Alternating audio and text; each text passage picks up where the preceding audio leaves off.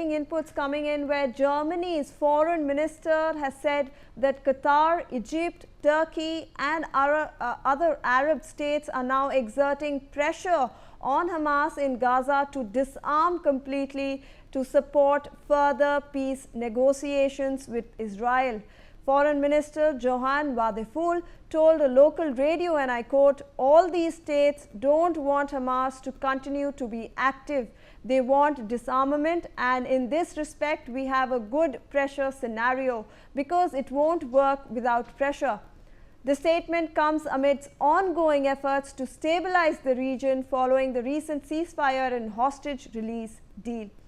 I'd like to rope in Mr. Darren Rockman again into the story. We are seeing that there is a lot of pressure tactics also coming into play in this entire scenario. Now, Hamas, like you already have mentioned and answered in the previous question, that Hamas has to be completely obliterated in order for Gaza to move towards development and towards a peaceful path.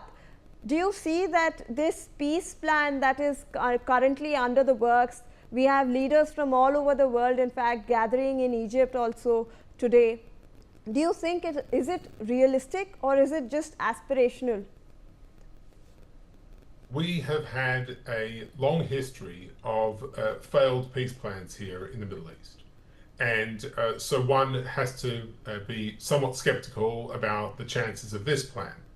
But there is strong international pressure coming from many sides, and this gives me some cause for hope. But Israel will need to remain on its guard because we know what Hamas wants to do. Hamas wants to rebuild, and they want to come back, and they've promised to do an October 7th again and again, and we cannot allow that to happen. No country would allow that to happen.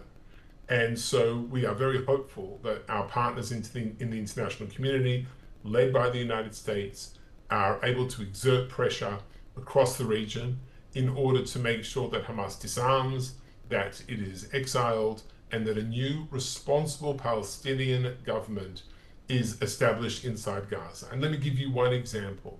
For decades now, Palestinian textbooks in schools call for the destruction of the state of Israel, are anti-Semitic, anti-Jewish, and if you start to educate your children that way, you end up with a generation of people that believe in war and believe in bloodshed. And they need to stop teaching their children violence and start teaching them coexistence. If they can do that, if they can reform their institutions, then we have a chance for peace. But we will see, and Israel will need to be on its guard.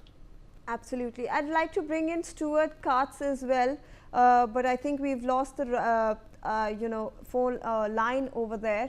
Mr. Rockman, do you think that a two-state solution can also come into play? Do you think it's a viable long-term goal, or do you think the situation on the ground has destroyed or rendered that obsolete?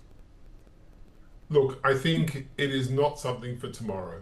We need to see first, as I said, a responsible Palestinian leadership arise and take control.